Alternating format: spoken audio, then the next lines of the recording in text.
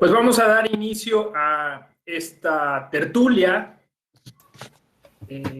Ya tenemos aquí a nuestro invitado, a Roberto Camarata, a quien le agradecemos su tiempo y el haberse conectado en esta transmisión transatlántica. Él está allá justo en Italia. Hola Roberto, bienvenido. Y bueno, pues vamos a hablar hoy sobre el lenguaje político y medio ambiente. Voy a leer su síntesis curricular para que pues ustedes lo ubiquen. Él es investigador en filosofía política, su doctorado es en filosofía del derecho, sociología del derecho en la Universidad de Milán, en el Departamento de Estudios Internacionales Jurídicos e Histórico-Políticos, donde también es profesor y enseña análisis del lenguaje político. También ha enseñado globalización del derecho y pluralismo jurídico. Gracias a numerosas colaboraciones académicas nacionales e internacionales, ha realizado investigaciones y publicado ensayos sobre diversos temas, entre ellos pluralismo jurídico y político, multiculturalismo, ciudadanía y políticas de la identidad, universalidad y particularidad cultural de los derechos humanos, calidad de la argumentación pública, sentimientos de justicia, temas sobre cuestión indígena y derechos de los pueblos indígenas en América Latina, y bueno, ahora el tema de moda, ¿no? Bienes comunes en Italia. Dentro de sus publicaciones encontramos Indigeno aquí, diritti e discriminazioni allo specchio, de Giapichelli, del 2012, La sfida del pluralismo al diritto ai diritti allo Stato, teoria e casi di diritto plurale, en Libere Edizioni. Más allá de Babel, mitos de la comunidad y políticas de la identidad entre filosofía y acción política en Europa y en América Latina. Lo encuentran en Cultura Latinoamericana, revista de estudios interculturales, en el volumen 27. Stato, pluralismo e cittadinanza, nei contesti postcoloniali, por Chedam, la cuestión indígena, la vía latinoamericana, bueno, diversos escritos que me voy a emitir, porque la verdad es que no solo es un autor muy prolijo, sino también es una persona muy curiosa que está siempre metida en muchos foros y eventos, siempre activo en el tejido asociativo e institucional de Brescia, a donde ahora está formando parte del Consejo Municipal y de la Lombardía, y bueno, pues ahí está en diversos proyectos culturales, también ligados al tema del medio ambiente, y bueno, pues hoy nos da muchísimo gusto que esté esta mañana, esta tarde para él, aquí. Bienvenido, Roberto. Gracias a todos y gracias a Ramón Narváez en particular, y bueno, al Tribunal Electoral y a la Escuela Judicial Electoral para esta invitación. Y quiero agradecer a todos ustedes, y bueno, quiero también disculparme por adelantado por mi español, que bueno, no es perfecto, pero voy a asegurarme la ayuda de Ramón y bueno, de Pilar, que es una amiga que es mexicana, pero vive aquí en Brescia, en mi ciudad, y voy a saludar también a ella. Y bueno, yo creo que esta tiene que ser una charla, ¿no? Una tertulia entre nosotros sobre este tema del medio ambiente como categoría del lenguaje político contemporáneo. Es un tema que yo estoy trabajando también en los dos ámbitos de mi actividad. El de analista político en la academia y el del administrador local en mi ciudad como presidente del Consejo Municipal, Comunal de mi ciudad. Y bueno, lo que puedo decir para introducir este tema es que la cuestión ambiental está ganando cada vez más espacio en el lenguaje político contemporáneo, en el debate público y en la agenda política a nivel internacional, así como nacional y local también.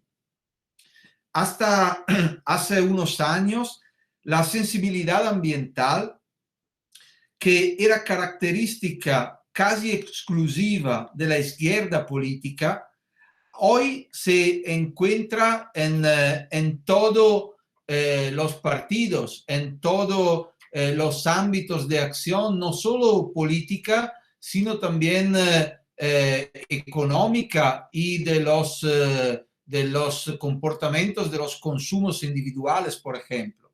Hoy los temas de la sostenibilidad del modelo de desarrollo, de sus impactos sobre el cambio climático, de la salud de nuestro planeta, se han convertido en temas capaces de generar consensos en todos los contextos y partidos políticos, así como en el mundo económico y en el ámbito del consumo individual.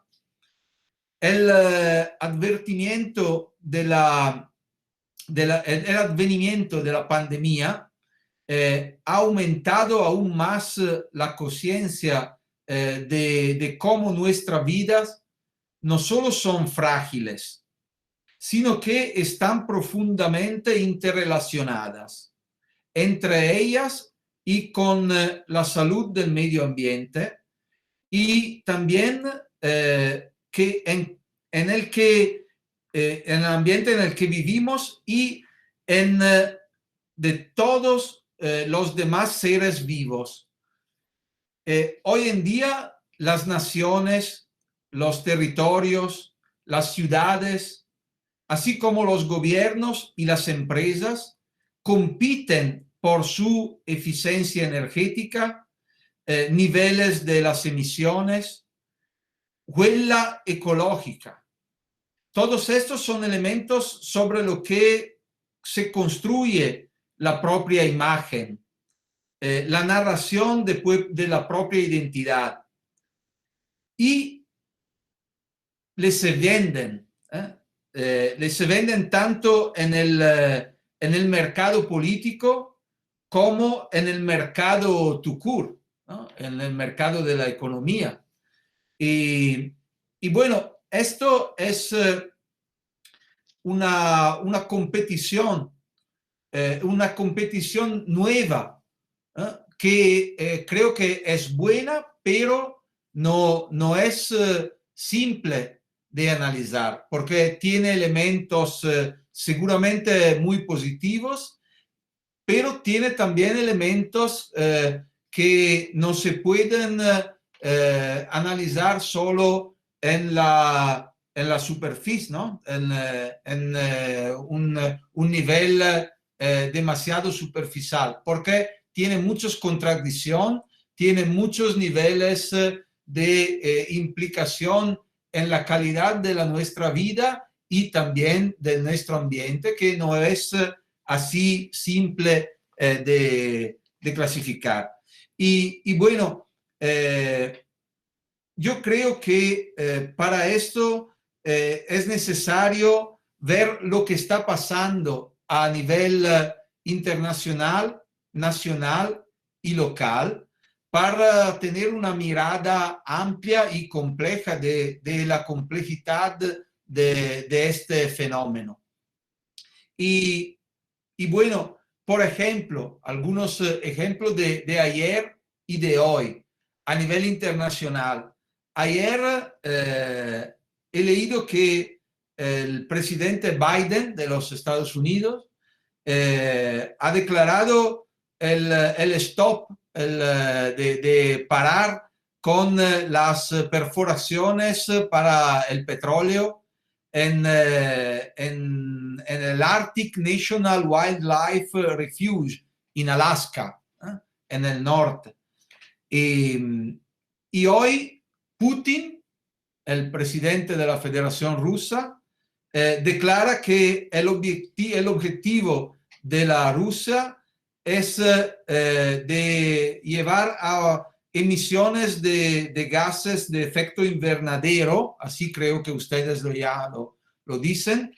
De nosotros en Italia es gas serra, gases de efecto invernadero,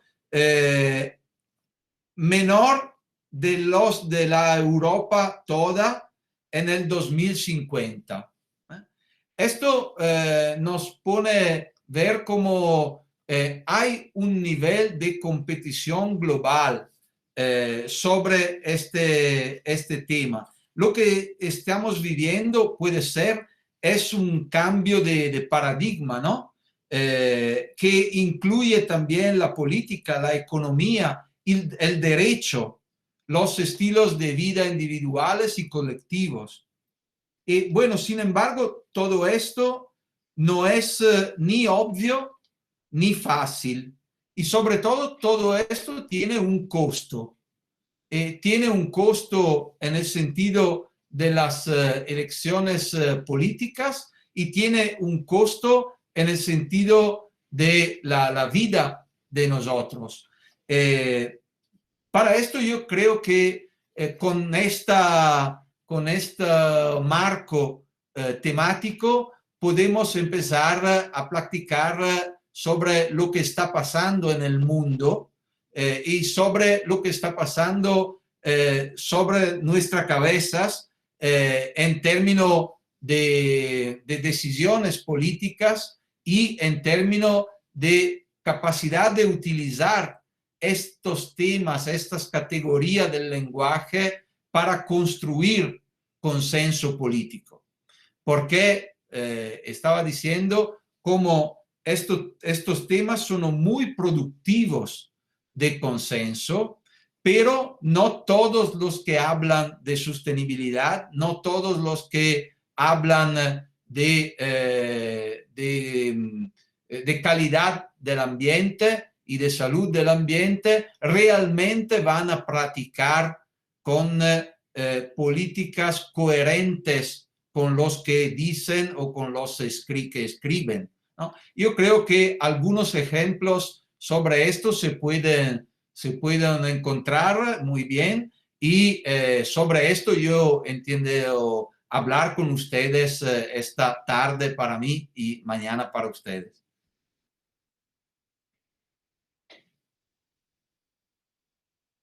No sé, Ramón. Sí, como decías, como marco, como padre, me parece muy bien esto que apuntas, además muy actual. ¿Cómo es que estos problemas medioambientales que son reales, que ese es el punto, se están convirtiendo en objeto preciado del modelo de comunicación política? Es decir, se tienen que incluir en campañas electorales, se tienen que incluir en agendas de los distintos niveles de gobierno. Y claro, esto hace también pensar que eventualmente caerán dentro de un ámbito, como le pasó a los derechos humanos, de discursividad, ¿no? O sea, decir, claro, ¿cómo evitar que se vuelvan una moda? ¿Cómo evitar que se vuelva el tema medioambiental un botín político? Creo que ese es un enorme y gran tema. Me acuerdo, por citar también uno de los ejemplos, que justo en la campaña de Trump jugó un efecto, digamos, contrario, ¿no? Ahí Trump era antiambientalista y manejó la campaña de que el calentamiento global era una mentira. Claro, sí. Entonces, ¿cómo es interesante que eventualmente también este lenguaje político y este tema especial del medio ambiente puede eventualmente manipularse a través de esto que llamamos redes sociales, fake news, posverdad? Creo que también ese tema es sumamente interesante. Yo dejaría, abiertas estas consideraciones para que tengamos esta charla. ¿Qué te parece, Roberto, estos planteamientos? Sí, me parece muy bueno y por eso yo creo que todo este tema va a impactar sobre la capacidad de misuración de la política, de las decisiones políticas y de los efectos que estas decisiones van a realizar realmente, ¿no? Porque tú has bien dicho sobre el tema de las fake news, de la posverdad, ¿no? Porque la cuestión ambiental se pone muy bien en este sentido. Es demasiado fácil poner el tema ambiental en las dos, ¿cómo se dice? Los dos versos de la cuestión, ¿no? Como amplificando casi con terror, ¿no? Para terrorizar sobre la situación ambiental, construyendo miedo sobre esto y a través del miedo, como siempre en política, a través del miedo se construye consenso y también se puede disminuir, ¿no? Hablar de no verdad sobre el calentamiento del clima o esto. Y bueno, yo creo que la única posibilidad real es que se construye un equilibrio frágil también entre política y ciencia. Porque la política tiene que mantener su papel decisional sin delegarlo demasiado a los científicos, ¿no? A los técnicos, pero necesita de una mesuración técnico y científica sobre sus decisiones, sobre el impacto de las decisiones políticas. Estamos viviendo, por ejemplo, Trump, ¿no? Que hemos visto cómo él no quería que los científicos entraban en una relación dialéctica con los políticos, ¿no? Ponía los cienciatos afuera de la esfera decisional. Pero esto no es una buena práctica que llama la política a su autonomía. Esto es una práctica deleteria que va a enfrentar la calidad de la decisión política. Sin embargo, el comportamiento opuesto, ¿cómo se dice opuesto, Ramón? Así mismo, opuesto. Opuesto, bueno, la modalidad opuesta de delegar todas las decisiones a los científicos y así abdicando del papel mismo de la política, es también deleteria, no buena, ¿no? Lo hemos visto, yo no sé qué pasó en México con el tema de la pandemia, pero lo he visto en Italia y en algunos otros países de Europa, ¿no? Cómo este equilibrio es muy difícil de mantener cuando se necesita una decisión que necesita de una base científica, pero no tiene que limitarse únicamente a las cuestiones técnico-científicas, porque los elementos científicos tienen un impacto sobre otros ámbitos de la vida, ¿no? Y la política tiene que mantener un nivel de decisión que hace la mediación entre todo esto. Esto es, yo creo, de un lado, el papel que tenemos todos como ciudadanos de reconocer a la política y que la política tiene que mantener, que ser gelosa, no sé cómo se dice geloso, Ramón. Celoso. Geloso, tiene que ser geloso de su autonomía, pero no tiene que excluir el nivel, sobre todo, del control de su... Oh, mira el gato, qué bueno. De sus decisiones con un nivel de misuración de su impacto a nivel científico. Esto funciona con la cuestión sanitaria y funciona también con la cuestión climática y ambiental en todo, ¿no? Sí, así es. No, no sé si esté haciendo, porque además es un autor italiano, seguramente tú tendrás mucho más, eh, lo tendrás más presente a tu tocayo, decimos en América Latina, ¿no? Roberto Espósito, que Sí, habla de claro, categorías del impolítico, porque me parece que este es justo un tema de eso, ¿no? En donde lo político y lo impolítico se implican y empieza a haber una preocupación latente que incita al ciudadano, a la ciudadana, a involucrarse políticamente. Ya no es un asunto meramente de estructuras o de gobierno, ¿no?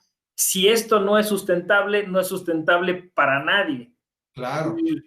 Y un poco creo que justo das en el clavo, Roberto, porque quizá este sea el tema coyuntural para poder unir la parte esta de la gobernanza o toda esta idea que tenemos hoy de hacer partícipe al ciudadano y a la ciudadana más de la política.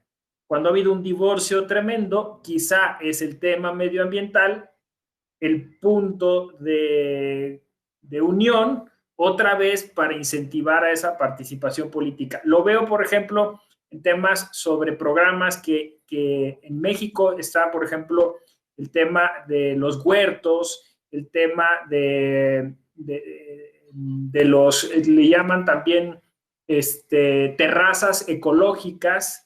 Ajá. Bueno, ya cualquier programa en donde uno va a adquirir una casa con un financiamiento público tiene que garantizarse que se están utilizando energías limpias.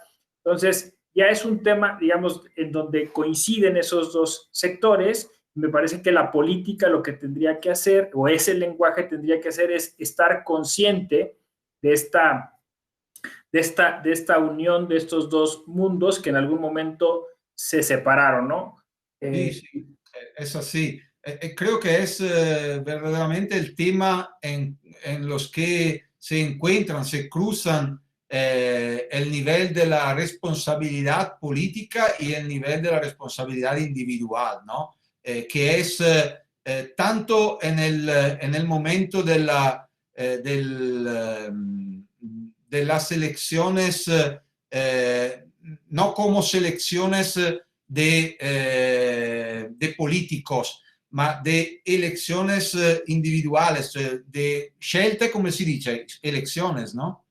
Las, sí, de las elecciones individuales de consumo, de comportamiento individual y también de las decisiones políticas. Por ejemplo, en mi ciudad, en Brescia, hemos aprobado el mes pasado el que se llama el PAESC. El PAESC es el Plan de Acción sobre la Energía Sostenible o Sustentable y el Clima. Y este plan de acción prevede toda una serie de actividad, de normas también, que van mucho a impactar sobre la vida cotidiana de los ciudadanos de mi ciudad. Por ejemplo, en tema de movilidad sostenible, ¿no? Hemos construido muchísima, ustedes creo que llaman carriles para bicicletas, ¿no?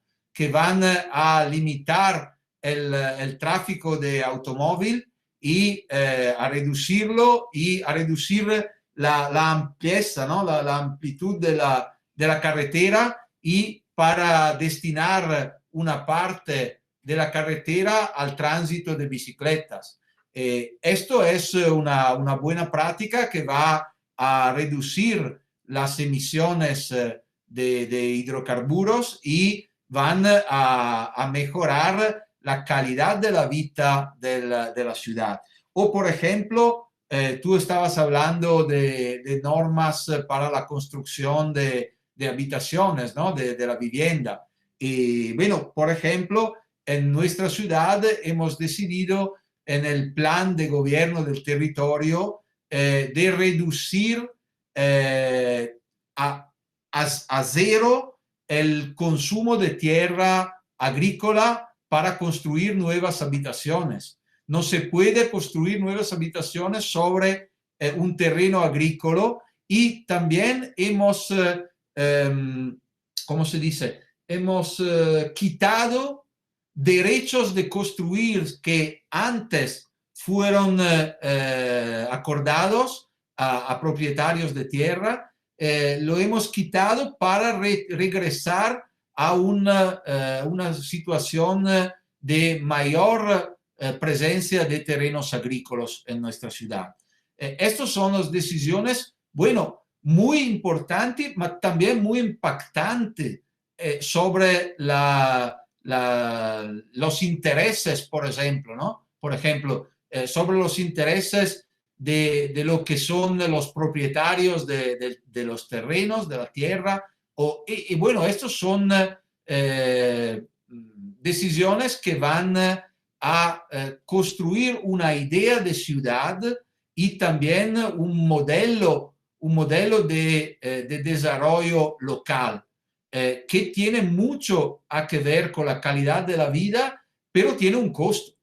Tiene un costo. Esto, cuando decía antes que todo esto, todas estas decisiones tienen un costo para los políticos que deciden y también para los habitantes, para los ciudadanos, ¿no?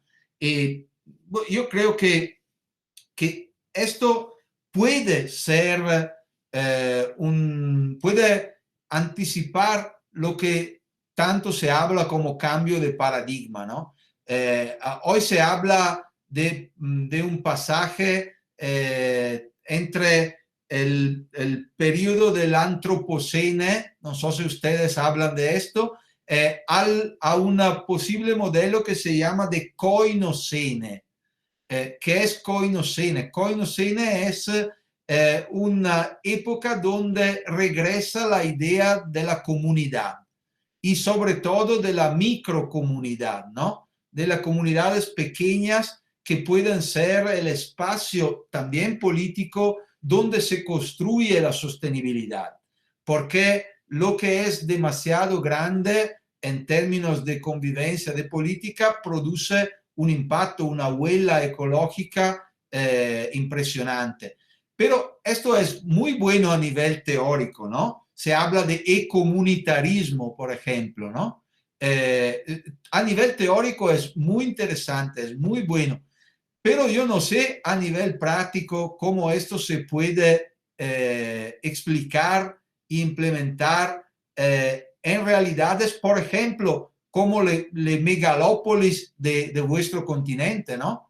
Yo no sé cómo Ciudad de México, Ciudad de Guatemala, Bogotá, Lima o las otras capitales de América Latina, por ejemplo, que son 10, 15, 20 veces las nuestras de Europa, cómo puedan aplicar un modelo de desarrollo sostenible que pasa entre estos criterios, estos paradigmas del ecomunitarismo, del coinocene, de la ecología del derecho, por ejemplo, ¿no? De nosotros hay un buen libro que se intitula así, Ecología del Derecho, es escrito por dos autores, un italiano que es Ugo Mattei, que se ocupa en particular de bienes comunes y que es jurista, y Fritjof Capra, que es un científico, es un biólogo, que hablan de este tema de la necesidad de buscar un modelo también jurídico de regulación del desarrollo y de la vida con una dimensión mayormente comunitaria. Yo creo que esto es muy bueno, pero muy difícil de practicar realmente. Pero en América Latina está enseñando algo a nosotros de Europa, ¿no? Yo miro con muy interés, por ejemplo, lo que ha pasado en años pasados en los Andes, ¿no? Por ejemplo, con lo que pasa con el nuevo constitucionalismo andino. Hablo de Ecuador y de Bolivia en particular, ¿no? Lo que han puesto el tema del buen vivir para hablar de una categoría, bueno, indígena y no solo indígena, a nivel constitucional, reconociendo los derechos de la naturaleza, por ejemplo, ¿no? Esto es un tema muy, muy fuerte y muy complicado que, por ejemplo, de nosotros en Europa todavía no encuentra favor, porque es un cambio radical de teoría y de praxis de los derechos del Estado moderno también, y todo esto sería una verdadera revolución en términos jurídicos y políticos. Bueno, yo no sé cómo ustedes en América Latina, pero que no viven directamente en el contexto andino, por ejemplo, cómo va a mirar este cambio jurídico y político que ha pasado al vuestro sur. Fíjate que qué bueno que lo mencionas, porque quien nos sigue por aquí, pienso, no sé, Juan Ignacio, Mirna, ¿no? Que ya han estado en algunos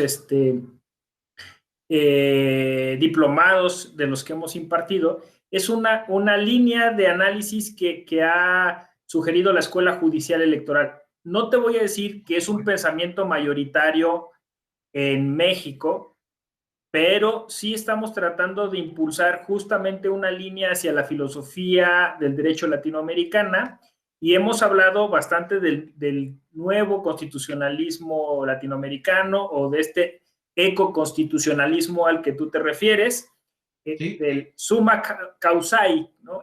En quechua, el buen vivir, y yo me he dado a la tarea de buscar figuras similares en México. Encuentro, por ejemplo, la categoría de nosotrismo de Carlos Leckensdorf para la filosofía tojolabal, que tú conoces bien, en Chiapas, o sea, es decir, toda esta idea de la filosofía zapatista y el caracol. Hay algo de esto de la protección al medio ambiente. Son justo nuestras comunidades indígenas las que están apelando a estos modelos comunitarios. Y yo ahí es donde veo justo esta conexión también con Hugo Matei, un poco Tecla Mazzarese me acercó un volumen donde escriben todos sobre bienes comunes. Y claro, a mí luego me saltó la idea de la comunidad indígena, que se está trasladando a propuestas de lo que llamamos acá democracia directa en algunos casos. Por ejemplo, a nivel urbano, esto es lo interesante, la Ciudad de México tiene una nueva constitución que peculiar, curiosa, polémica, pero ya considera algunas de estas cuestiones que se llama, por ejemplo, el derecho a la ciudad, ¿no? La caminabilidad de la ciudad, espacios para justo el medio ambiente, y la idea del presupuesto participativo, que es un tema también electoral. También, La también. gente debiera organizarse en pequeñas comunidades, como dices tú, dentro de las grandes ciudades, en sus barrios, para poder decir en qué van a ejercer ese dinero que le corresponde a ese sector de la población dentro de una circunscripción más grande que puede ser una alcaldía. Entonces, eso se vota. Y claro, nosotros los citadinos no tenemos las herramientas para organizarnos políticamente, y entonces yo he dicho que miremos cómo hacen las asambleas indígenas para empezar a practicar otro tipo de política, un tipo de política comunitaria. Y claro, los temas medioambientales serán recurrentes, sobre todo en ciudades, como dices tú, grandes, donde el tema de inmobiliario es tremendo. O sea, es decir, hay un tema ahí de corrupción que incluso salió a aflorar en estas últimas elecciones, en las campañas, porque pues sí, hay unas mafias inmobiliarias tremendas que llegan y se terminan el agua, compran a todas las autoridades que sean, con tal de montar estos mega edificios que no son sustentables. Entonces, por el tema urbano. Y por el tema nacional, a nivel de comunicación política, me parece estar pendiente y está muy en la escena las redes indígenas respecto de lo que llaman en América Latina megaproyectos. Industrias extractivistas, sobre todo mineras, que vienen a hacer fracking y que están pues por todo el continente haciendo estos proyectos enormes. Bueno, por mencionar una de las industrias que está constantemente operando en América Latina, ¿no? Y entonces el tema medioambiental se ha vuelto en los últimos tiempos fundamental para el tema político. Y con esto termino. Y me parece, leí por ahí que la categoría o el concepto sustentabilidad proviene del pensamiento filosófico latinoamericano, que después se universalizó. Y la explicación que daban es que solo, vamos a decir, solo sociedades oprimidas podían inventar un concepto así. Porque, claro, tú le dices al opresor, no sigas por ese camino porque en algún momento no tendrás con quién negociar, con quién platicar, con quién comerciar, ¿no? Me vas a exprimir al grado que te quedes solo. Entonces necesitas hacer sustentable tus actividades porque no puedes explotarlo así de manera, digamos, absoluta, porque entonces tú mismo también te dañarías, ¿no? O sea, es como un argumento para frenar esta, pues sí, ambición, este afán de hiperconsumo, ¿no? Sí, sí, soy muy de acuerdo con lo que está diciendo. Yo creo que todo esto tiene que ver con no sé si es correcto decirlo así en castellano, pero el sentido del límite, ¿no? Porque, bueno, tú dices, lo que quien es oprimido conoce muy bien lo que quiere decir las limitaciones, ¿no? Las limitaciones a su libertad, las limitaciones a su posibilidad. Y lo que oprime piensa de no tener límite, de no tener, y esto es un argumento muy político, no solo entre la relación entre oprimido y opresor, sino que en el tema democrático en general.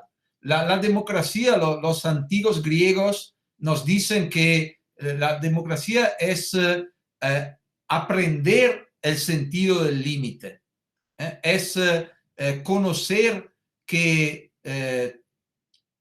quien gobierna tiene que tener conciencia de sus límites en la acción de gobierno y de los límites que lo van a mantener adentro del marco de la democracia misma, ¿no? Esto tiene que ver con la educación a la democracia. Tú antes has dicho que, bueno, todos los ciudadanos tienen que aprender cómo se practica la acción política a nivel de ciudad, de pequeñas comunidades, ¿no? Y yo creo que esto es uno de los temas sobre que tenemos que trabajar mucho. Entonces, también a nivel académico y a nivel político local, sobre todo. Es el tema, los griegos lo hablaban como la paideia, ¿no? Entonces, la educación a la democracia, la educación a la actividad política democrática. Porque sin esto se abre al autoritarismo y se abre a la incapacidad de practicar realmente el tema de la sostenibilidad. Sostenibilidad, sustentabilidad es educación al límite. Yo lo interpreto así. Es un límite que tenemos que poner nosotros en nuestras vidas individuales y son límites que tenemos que poner a la actividad política, a las decisiones políticas. Hemos vivido una época donde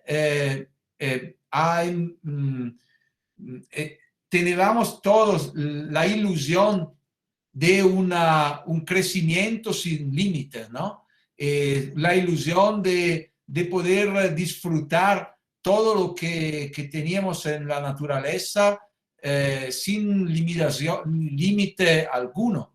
Y bueno, este tema de la educación al límite yo creo que puede ser el pasaje fundamental si realmente queremos ir a este cambio de paradigma.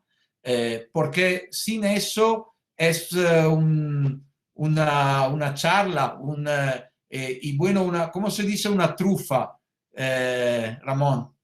Un engaño, ¿no? Un engaño, sí, claro, un engaño. Porque hay una necesidad, yo antes la llamaba la necesidad del control de los efectos de las decisiones políticas, ¿no? Este control tiene que ser un control difuso de todos nosotros, ¿no? No solo de los expertos, de los técnicos, de otros políticos, mas de todos los ciudadanos. Para mí, el tema de la democracia directa, de que tú estabas hablando antes, no es solo o sobre todo el tema de las decisiones puntuales. Cada vez que se tiene que decidir, se tiene que llamar al pueblo a elegir la decisión. No es solo esto, es sobre todo la posibilidad de una conexión, de una relación constante también entre el elector y el representante, ¿no? Yo no creo que estamos en la verdadera posibilidad de eliminar las formas de la democracia participativa, de la democracia, ¿cómo se dice? Electiva, ¿no? Pero necesitamos una mayor participación democrática, sobre todo en lo que es el tema del control. Aquí en nuestro país, en Italia y en Europa, está viajando mucho en política la perspectiva que aquí se llama del soberanismo, ¿no? ¿Qué es el soberanismo? Es la opción política que dice nuestro pueblo tiene que decidir para nosotros, sino que otros decidan para nosotros afuera del contexto nacional, del contexto político. Por ejemplo, de nosotros, la misma Unión Europea es vista como una realidad externa que influye sobre las decisiones políticas nacionales, y esto viene visto de una parte política como una cosa negativa, ¿no? Bueno, yo no creo que el problema sea realmente el de la soberanidad en este sentido, mas es de reimpostar el tema de la soberanidad por abajo y no solo por adelante, no por el encima. En este sentido yo entiendo el tema del control democrático que pero necesita de una educación. De nosotros, por ejemplo, hay un movimiento muy interesante, pero bueno, muy curioso también, que se habla políticos por caso. Son algunos que crean que sería bueno elegir representantes populares no por elecciones, sino que por, ¿cómo se dice? Por casualidad, por extracción, ¿no? Casual. Y bueno, algunos dicen, bueno, pero los que van a trabajar en política en esta manera, ¿qué competencias tienen? ¿Qué capacidad tienen? Bueno, pero es muy interesante el que pasa cuando una persona, un ciudadano que nada había pensado de practicar en política, se encuentra en un ámbito decisional, porque esto lo lleva a conocer, a aprender toda una dinámica, toda una necesidad de construir la sostenibilidad de la decisión entre una pequeña comunidad de decisiones, de decisores, que lo hace, lo lleva a un nivel superior de capacidad de entender lo que es realmente la democracia, ¿no? Es más o menos lo que pasa a nivel judicial con, de nosotros se llama le corte d'assise. Bueno, las cortes con elementos populares seleccionados casualmente en un elenco de ciudadanos, ¿no? Lo que pasa en esta dinámica es muy interesante de analizar, porque, por ejemplo, lo que antes de entrar en esta dinámica no se han nunca ocupado de cuestiones de decisiones judiciales o de conflictos entre personas o entre empresas, van a producir una práctica de conocimientos, ¿no? Que es muy, muy importante, no solo a nivel individual para ellos, pero para toda la comunidad. Yo creo que estos son algunos elementos que también, y sobre todo puede ser a nivel de decisiones con impactos ambientales, pueden ser muy útiles, porque hay otro elemento de que tenemos que hablar. También el ambientalismo, en el ambientalismo se encuentran posiciones no científicas, ¿no? Posiciones, podemos decir, idealistas o ideológicas, ¿no? Que no se encuentran con la capacidad de mediación de las decisiones. Y estas posiciones demasiado van a llevar elementos de dificultad a la capacidad de la política de poner en acta una decisión justa. Porque es muy fácil decir no a todo, ¿no? Pero lo que decide, yo ahora estoy hablando como un administrador local, lo que decide tiene que mediar entre las posiciones y no siempre la posición de quien dice no es la posición justa, porque hay muchos niveles de impacto sobre la calidad de la vida que a veces necesitan también de entrar en una dinámica diferente de la movilización puramente, meramente ecologista, ¿no? Y por eso yo creo que experiencias de participación real, verdadera, son muy útiles para mejorar la calidad de la política y la calidad de la decisión política.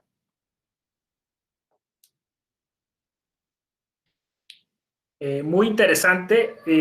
Todo es que conforme vas hablando voy pensando en cosas. Esto yo ya me lo arrogo, como se dice, te lo robo.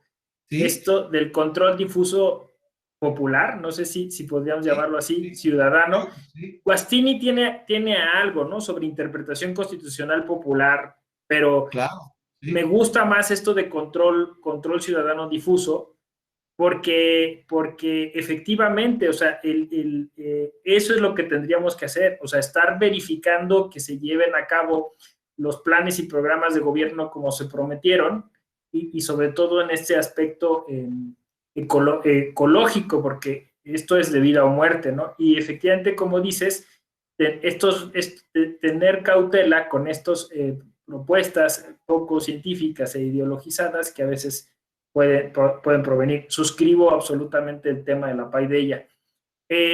Juan Ignacio quiere hacer el uso de la voz. Se lo permitimos, ¿no? ¿Cómo ves, Roberto? Juan Ignacio, adelante. Sí, buenos días a todas y a todos. Muchas gracias. Buenas tardes al doctor allá en Italia. Esta ha sido una charla muy provechosa. Creo que ha dado en el clavo de que todo el mundo queremos cuidar la democracia, que es una preocupación legítima de la sociedad en el mundo, pero lo que no estaba muy claro era para qué queremos cuidar una democracia, ¿no? Y que en este tema del medio ambiente lo ha puesto muy en claro, pues para tener un medio ambiente. Solamente que este objetivo también enfrenta problemas, y uno de estos problemas que evidencia es que el discurso político se apropie de esta preocupación legítima, y que a partir de eso tendremos que empezar a encontrar nuevas herramientas para tratar de ir solucionando estos problemas, aunque sabedores de que cada solución generará nuevos problemas para los cuales la sociedad a lo mejor no está preparada, pero que tendremos que ir preparando continuamente, ¿no? Entonces esto es muy interesante. Creo que pocas veces habíamos podido abordar un tema del para qué queremos una mejor democracia, ¿no? Y hoy le ha dado en el clavo desde mi punto de vista. Gracias, Juan Ignacio. Gracias. Sí, además creo o sea, fíjate, Roberto, pero estás abriendo brecha en la Escuela Judicial Electoral, porque hace un par de años, Alejandro Lozano, que es profesor investigador de la Escuela Judicial Electoral, se planteó el tema de la ecología y la democracia y las elecciones, y encontró poca resonancia porque se vio muy, muy reducidamente. O sea, se vio así como, bueno, pues podríamos enfocarlo desde, no sé, cómo en las elecciones se desperdicia mucho material o plástico para las campañas, ¿no? O cuáles son los recursos que se podrían ahorrar dentro de las oficinas que se ocupan de estos asuntos, temas ecológicos. Pero hoy le dimos, o sea, otro sesgo, ¿no? Que es el del lenguaje político, o sea, el del tema, el tópico, ¿no? De las democracias contemporáneas, como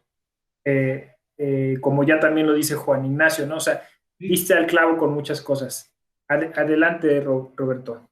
Sí, no, soy de acuerdo, porque hay el tema del control difuso, del control popular, ¿no? Que se puede también decir como, yo creo, de la ciudadanía vigil, se puede decir así en español, o sea, de una ciudadanía muy atenta a lo que pasa. Vigilante. Ajá. Vigilante, ciudadanía vigilante, bueno, puede ser un buen término, ¿no? Y de otro, lo que estaba diciendo Juan Ignacio, se lo he comprendido bien, el tema que en la democracia las decisiones son y deben ser decisiones parciales, ¿no? Decisiones siempre con posibilidad de revisión, siempre con posibilidad de nuevos interventos de cambio, ¿no? Y esto es uno de los elementos fundamentales de la democracia. Sin esta posibilidad de intervención constante en las decisiones ya asuntas, no hay democracia. La democracia es también respeto de las minorías y también posibilidad de modificar el punto de caída de las decisiones tomadas, ¿no? Y bueno, esto llama sobre todo en el tema ambiental, la posibilidad de un continuo, de una continua acción de la población, de la ciudadanía, en poner el tema de las decisiones políticas como una decisión capaz de modificar el ambiente y de modificarse entre ellas mismas. Yo creo que en este sentido la dimensión comunitaria puede ser una dimensión de analizar con mucho interés, pero sabiendo también que en todas las crisis que la humanidad ha encontrado en su camino, cada vez que se encuentra una crisis, renace la idea de la comunidad, ¿no? Y la idea de la comunidad es muy fértil, muy buena, pero también peligrosa, porque hemos visto en algunas épocas cómo de una idea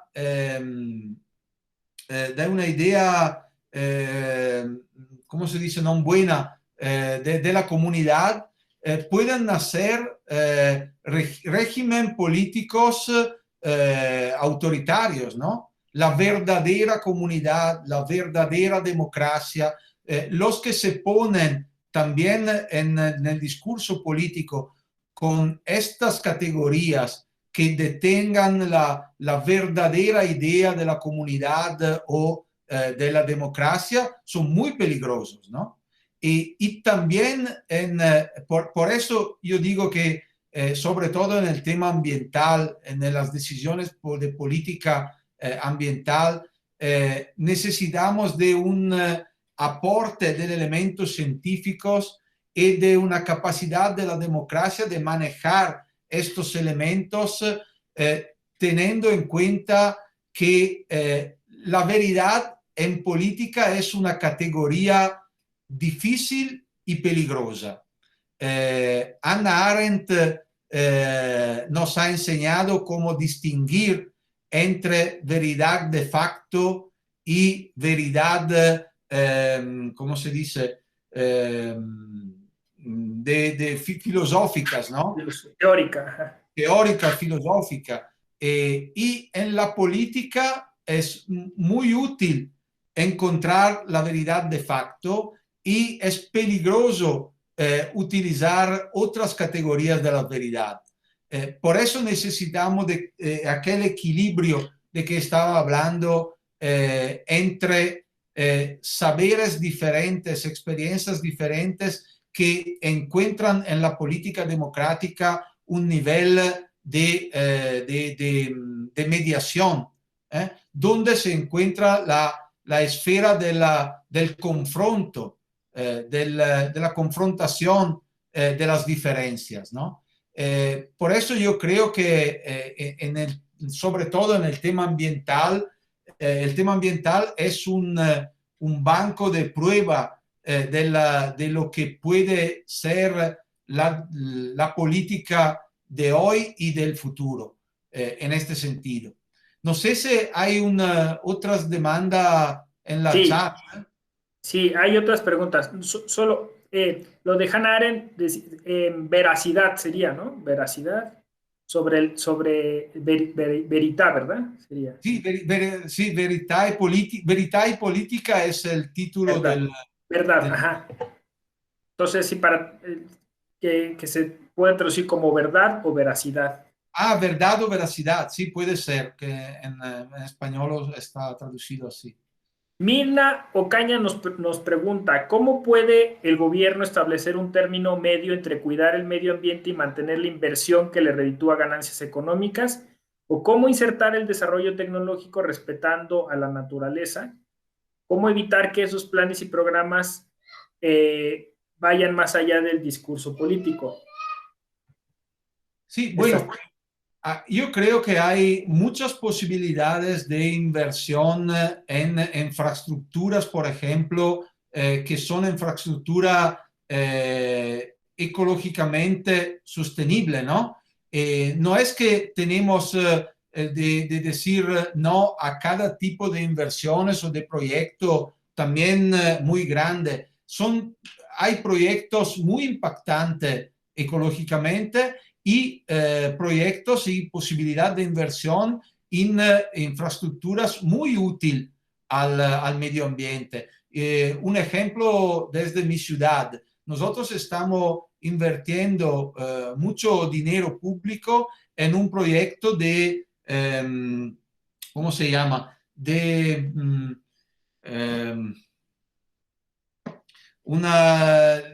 para limpiar un río de las emisiones de las empresas en el río. Que ponen todo lo que produce como escarto de la producción en el río, ¿no? Como emisión. Y hay aquí lo llamamos el depurador, no sé si se llama así. Pero se entiende. Ajá, depuración de los ríos, ¿no? Saneamiento. Depuración de los escartos de la producción industrial que llegan a los ríos. Y esto, por ejemplo, es una inversión muy, muy útil, así como las inversiones al interior de la ciudad. Por ejemplo, antes hablaba de la ciclabilidad, ¿no? de las bicicletas, ¿no? de la carretera por las bicicletas. Bueno, yo creo que por ejemplo, a nivel europeo, ahora tenemos una línea de financiamiento público sobre lo que se llama la transición ecológica. Hay muchísimas posibilidades de invertir sobre este tema, pero también en esto tenemos que poner atención y cuidado sobre lo que efectivamente se va a construir. Porque, por ejemplo, el tema de la energía renovable, ¿no? Hay, por ejemplo, el tema de la producción hidroeléctrica de las energías, ¿no? Que es una modalidad muy buena, pero con algunos impactos, por ejemplo, sociales sobre algunas comunidades, ¿no? Ustedes en América Latina ya conocen muy bien este tema sobre, por ejemplo, algunos pueblos indígenas que han sido deslocados, ¿no? de sus territorios, porque ya se han construido digas, no sé si se llaman así. Presas. Presas, bueno, para la producción hidroeléctrica de energía, ¿no? De hecho, hay un caso célebre en la Corte Interamericana sobre eso. Claro. Así, no todos los proyectos que pasan abajo del nombre de proyectos ecológicos, de proyectos sustentables, lo son realmente, ¿no? En eso también necesita el control difuso, la ciudadanía que hemos antes dicho como ciudadanía, ¿cómo era, Ramón? Vigilante, ciudadanía vigilante, ¿no? Por verificar que efectivamente las inversiones que van a hacer los gobiernos son realmente sustentables, no solamente a nivel ambiental, sino que a nivel ambiental y a nivel social, porque hay los dos temas que tenemos que tener siempre constantemente presente. La sustentabilidad ambiental y la social tienen que ir juntos, si no se produce daño a uno o al otro de las dos categorías, ¿no? Y esto yo creo que para responder también a la última demanda de Mirna, todo eso también en el discurso político tiene que encontrar su espacio. O sea, el discurso político va mejorando si mantiene el nivel de la complejidad. Un discurso demasiado simple es un discurso populista y produce daño porque las decisiones que siguen al discurso populista son decisiones muchas veces no justas, porque no tienen en cuenta del nivel de complejidad de las cuestiones de la sociedad en general. En este sentido, la paideia de que se hablaba prima, desde un lado es educación al límite, en otro sentido es educación a la complejidad. Límite y complejidad yo creo que son las dos categorías fundamentales para poner en práctica realmente el tema de la sostenibilidad. Sin estas dos categorías, límites y complejidad, se va a ¿cómo se dice? A enfrentarse contra el muro, ¿no? Porque chocar contra el muro. A chocar, se va a chocar, porque pueden ser decisiones que encuentran el consenso en el inmediato, pero producen daño. Y por eso es un trabajo largo lo de la educación, de la paideia. La política y el discurso político tiene que poner en evidencia este elemento también del tiempo necesario para tomar una decisión justa. En la cuestión ambiental, esto aparece muy claramente, muy fuerte. Se necesita el mito o la ilusión de real time, de la política de real time, de la política de efecto inmediato, del discurso político que es bueno hoy y no es bueno mañana. Es un punto de, ¿cómo se dice?, de crisis de la autoridad política contemporánea, y donde entra en crisis este elemento de nosotros se llama autorevolezza più que autoridad. No sé en español cómo se puede traducir autorevolezza, Ramón. Autoridad moral. Autoridad moral, bueno, sí, hay una autoridad moral necesaria en la política que se pierde cuando no se tiene en cuenta en el justo sentido el nivel de complejidad y de tiempo para tomar una decisión condivisa, realmente condivisa.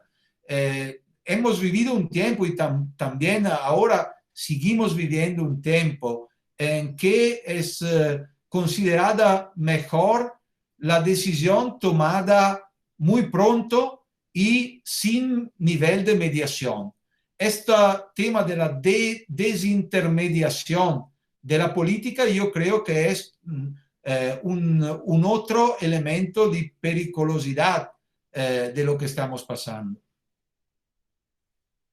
Excelente, Roberto. O sea, has puesto temas muy interesantes, perspectivas muy distintas, has teorizado, o sea, por eso decía yo, abriste una nueva línea de discusión, de debate en la Escuela Judicial Electoral, que me parece que se aprovechará en el futuro. Te agradezco muchísimo estas reflexiones porque pues efectivamente así como lo has dicho en este cierre de tu charla, de esta tertulia, de esta plática, creo que esos son los puntos que ahora conviene analizar, ¿no? México, a real time, como dijiste, le llamamos presentismo, ¿no? O sea, claro, que se vuelve oportunismo, que se vuelve parte de una cultura clientelar, ¿no? Que no ve, que olvida el pasado y que no plantea una perspectiva, ¿no? Entonces, excelente, me parece muy bien, esas dos cosas, ¿no? Considerar un poco que somos una generación que ha heredado una serie de cuestiones y que tiene que plantear un futuro, ¿no? Justo en términos medioambientales. Y dos, la complejidad. Yo con esas cosas me quedo, ¿no? Un análisis de lo electoral desde la complejidad y desde esta idea prospectiva, ¿no? Que es necesaria. Pues muchísimas gracias. Con esto estamos despidiendo esta maravillosa tertulia. Se va a retransmitir para quien, bueno, pues no tuvo oportunidad de seguirnos hoy. Y en ese momento, siéntanse con la confianza de poder utilizar las redes de la Escuela Judicial Electoral para hacer preguntas, hacernos llegar comentarios, para sumarse a estas críticas y estos posicionamientos y estas posturas de este querido amigo Roberto Camarata, a quien le agradecemos y le deseamos mucho éxito en todos sus proyectos que lleva a cabo tanto en Brescia como en Milán. Gracias, Roberto. Gracias a todas y a todos. Gracias a todos ustedes. Un abrazo. A la próxima.